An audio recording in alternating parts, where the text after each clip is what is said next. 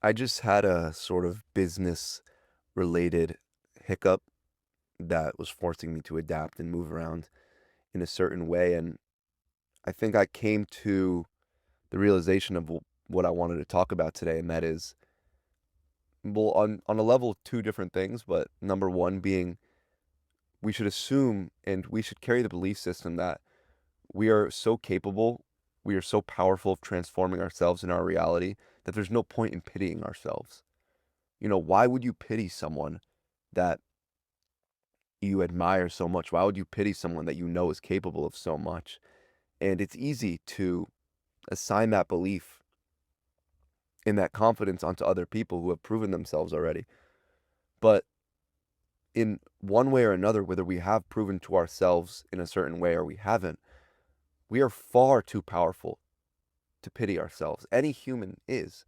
And actually, it's the first step of it. It's the belief that's actually fueling the reality. It's actually the belief that's creating the internal system from which we're experiencing reality. In fact, you are so powerful that the very nature of you feeding the belief that you are powerless is what's giving that perspective and that belief system life. That's why your reality looks a certain way. That's why the cycles keep repeating, and that's why your inner experience is a certain way. It's because you're failing to realize that though the belief of lack, though the belief of doubt is there, it is at the end of the day, you who is placing power and placing energy into that belief. And so I do think we often neglect and underestimate the power of relentless affirmation. This is something I've done in my life constantly. I've failed already more than a few times, whether it be business or other aspects of life. But I've never, in a long time, held the perspective that there's any reason to take my foot off the gas.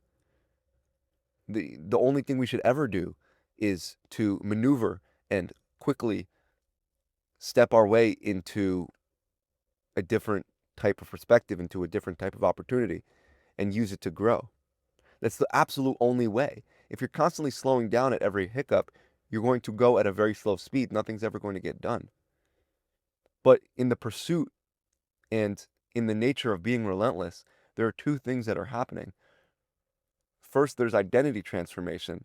And second, there's real world proof that is rewarding the very output that you're partaking in. And from the first level of it, in that we are so powerful, it is because what we repeat rewires our mind, and the state of our mind is how we're going to experience reality. And we often overthink the nature of instilling belief systems. And that's what people don't get. It sounds impossible, right? To make yourself, convince yourself to believe something else. It sounds impossible. And it's because you're confusing your ability to have a conscious reflection with the very nature of your subconscious mind. You're confusing the two different attributes. There are two layers to who you are. You are the awareness, you are the reflective sort of consciousness that can ponder about your own thoughts after you receive them. You can reflect upon a memory. This is different than what you do and how your brain functions in autopilot. It's completely different. The things you do unconsciously, the way you stroke your hands through your hair unconsciously, the way you brush your teeth unconsciously, all these things that are done at an unconscious level were first inputted at a conscious level. So you had to learn how to brush your teeth when you were younger, and you did it a certain way, and now it becomes an unconscious default. This is how everything works. And the reason many people don't find a very, I guess, cohesive relationship with the pursuit of the things they want and the person that they want to be is because they overestimate the hurdles that they're going to have to overcome, and they underestimate their ability to change the very shape of those hurdles by altering the state of their mind. You input beliefs by relentlessly giving life to the ones that you actually want to come to fruition. So when you say, I am confident, when you say, I am on my way and I am existing in success, I'm not saying this from a metaphysical standpoint, as in you're manifesting anything outside of you. Though I do believe that is possible, I'm not going to inflict that belief upon you. I'm only going to tell you what I know is the truth. And what I know is the truth is that when we repeat something enough times, our brain starts to become conditioned by it. Even if there isn't a subconscious doubt, sorry, no, let me repeat that. Even if there is a conscious doubt, so the aware part of you, the logical, reasoning, sensical part of you that is sort of thinking about this at a deep level, right? You're thinking, it can't really be possible, can it? I believe certain things about the world. I believe certain things about myself. It would be impossible to change it. I have so much doubt. I have so much fear around it. When in reality, your mind is like a computer. Your mind is like a system.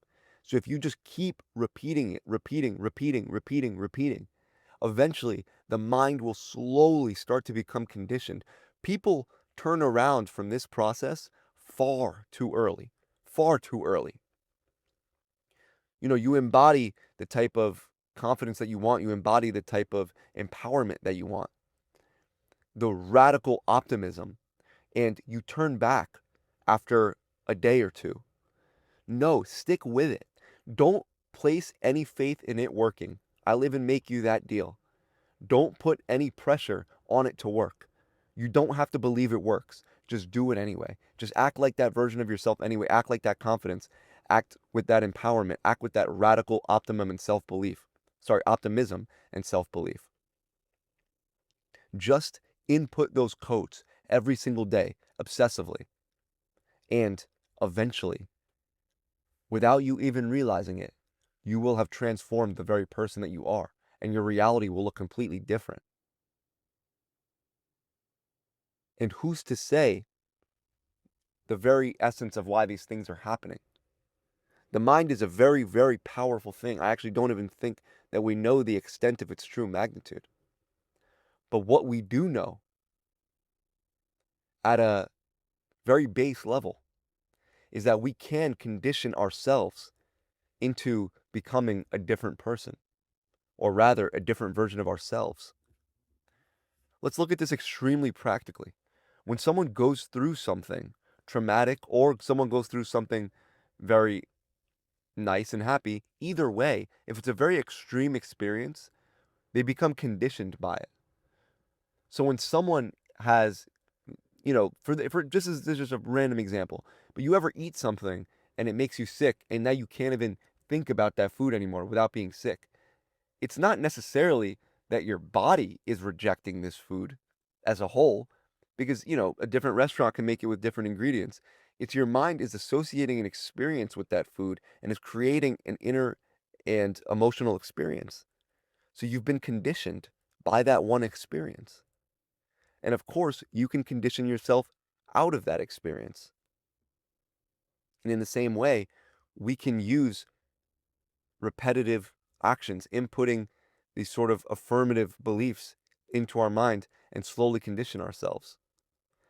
We can even use a visualization practice. I know this is a bit on the metaphysical side, but if we sit down and we take deep breaths and we just try to visualize what it would feel like to be that version of ourselves. And I know this is where I turned around the first time too. A lot of times, us as natural skeptics, and I do consider myself a naturally skeptical person, we turn around at the first instance because we're expecting something immediately to happen. But look at life. Look at the good things in life. Look at a lot of the interesting and, the blessings that we receive in life. Oftentimes, things don't come about, good things don't come about as a result of instantaneous action, right? They slowly build and they compound over time. They gain momentum until they turn into something really good. And that's what happens with visualization techniques and identity transformation and affirming these beliefs. It slowly builds over time to the point now where your visualizations are becoming much easier to control. Those random thoughts aren't necessarily completely taking you out of the shift of focus. So it's more about being relentless, because that is spiritual within itself, is being relentless and not giving up. I think a lot of times when we hyperanalyze and we're constantly reflecting, we're constantly pondering, we don't realize the true magnitude of our power because we're too busy investigating it rather than experiencing it. If you want to experience your power, just do. Do what I'm saying without believing it. Input these certain codes into your mind without believing it. You don't have to believe it. Just assume that confidence. Assume that thing is going to happen. Assume it is working out for you. Actually, you already have it. You already have that thing. You already overcome that obstacle. It's just about moving and allowing time to catch up.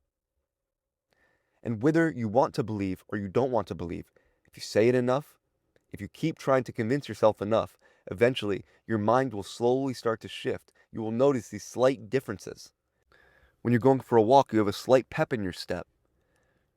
And you start to think, that's interesting. I have a little bolt of energy. I feel extra charismatic for some reason, extra confident, extra, yeah, extra confident. And you'll wonder to yourself, I wonder why that is. And then without even realizing it, you'll be repeating those affirmations that you've been doing for so long. And you won't even be able to connect the dots because you'll be too busy experiencing it. You'll be too busy experiencing the very fruits of your labor than to hyperanalyze why it's occurring. You have to say to yourself, I won't accept less. I will not accept less. If less is offered, I will not accept it. I will continue to bet on myself as many times as I need to. I don't care how long it takes because I know now I'm starting to see that my reality is in my hands. It's not in my control, but it is in my influence. And the very actions I take, I actually don't need to jump right into being able to do something that is completely out of my limits or the limits that I believe I have. I can slowly instill the belief that I'm capable and slowly take those actions in proving to myself that I'm capable. And sooner or later, sooner rather than later, I'm going to be a different person with a different reality on my plate. And it's not because the core of my awareness, it's not going to be because my conscious reflection changed. It's going to be because I used the brain as the system that it is. I used repetition to rewire my mind. I assumed things were going to go the correct way. And because of that assumption, whether you want to look at it metaphysically or practically, because of that assumption, my actions were influenced. I may have never taken that course of action if I didn't assume that things were going to work out in my favor. Do you see now? That's where it gets really interesting. So whether you quote unquote manifested it or not, the very nature of you believing there's a manifestation at play influences you into taking different actions, which will create a different cause and effect. Are you guys following me? It doesn't really matter if it's metaphysical or not. Maybe it is, maybe it isn't. There's a change happening inside of you and upon your reality. So be relentless about it. Do not stop. People always turn around at the very time there's a little bit of resistance. That doubt starts to creep up, telling you to be realistic, telling you to be practical. That doubt creeps up, telling you that this is a waste of time. That just repeating and assuming the best isn't actually going to yield the best results. But where do you think that voice of quote unquote reason is coming from? You can't trust your thoughts. The same codes and the thoughts and the self affirmations that you're inputting into your brain, it's the same fluff of that doubt of reason. They both have the power to skew your life experience in a certain way. It's about where you're placing that power, your attention, your energy, your currency. Where are you placing it? It sounds cliche and it sounds, surface level motivational. But when you do get knocked down, you have to get back up, and not in the way that quote unquote don't quit, but because you have to remain in motion. You have to keep moving. When you're moving, everything else is moving too. When you keep being relentless about the kind of person that you want to be, there's no time to slow down. There's so many things happening. It's so quick. Everything's happening in your favor. There's no reason to stop moving. When something goes wrong, adjust, pivot. If things aren't going the way you planned, adjust, pivot.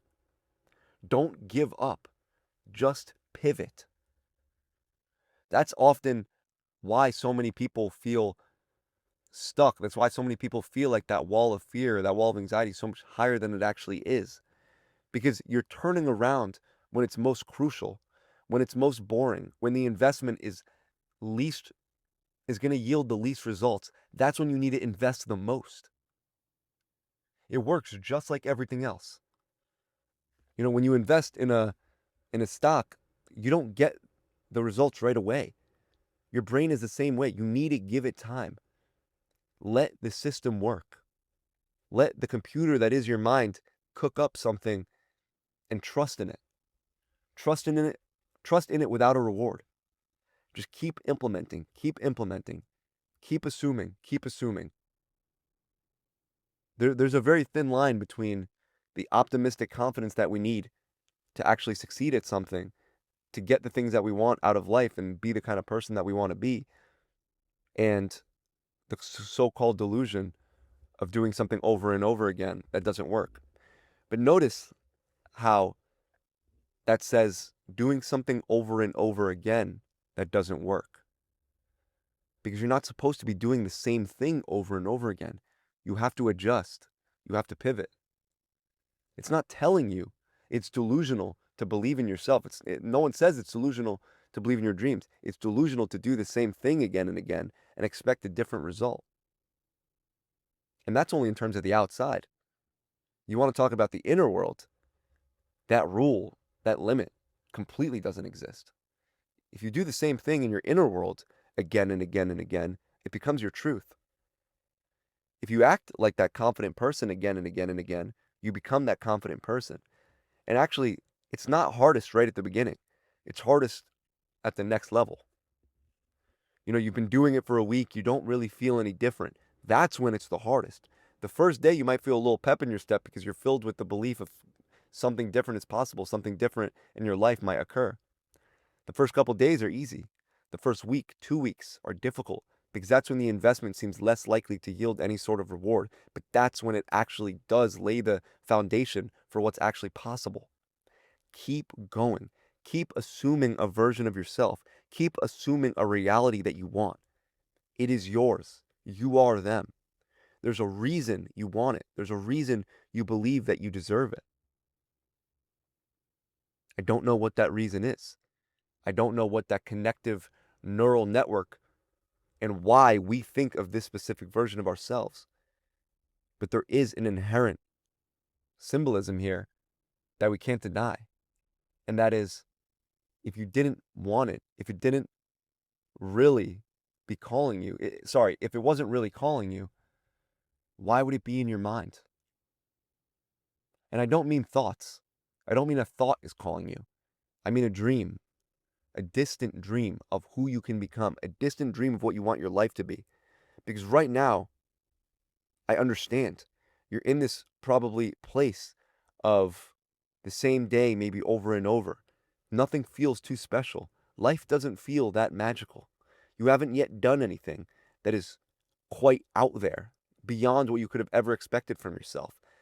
And I'm telling you that right now, the boring part, before you've ever begun, that it is possible and that you just have to stick with it. Let it become autonomous. Assume the version of yourself. Assume the reality that you want is already occurring. And because of those assumptions, take those precedented actions because of those assumptions. Take those aligned actions because of those assumptions. Be absolutely relentless in your affirmations. Be absolutely relentless in your self-belief. And you will see the power of your own mind. Doesn't matter if the doubt, it doesn't matter if the fear is there. It'll work anyway. Thank you guys for tuning into this episode. I'm going to leave a link to my book down below if you want to read it. Other than that, if you're watching on YouTube, make sure to like and subscribe as always. If you're listening on Spotify, thank you as always. And other than that, I will catch you guys in the next one. Peace.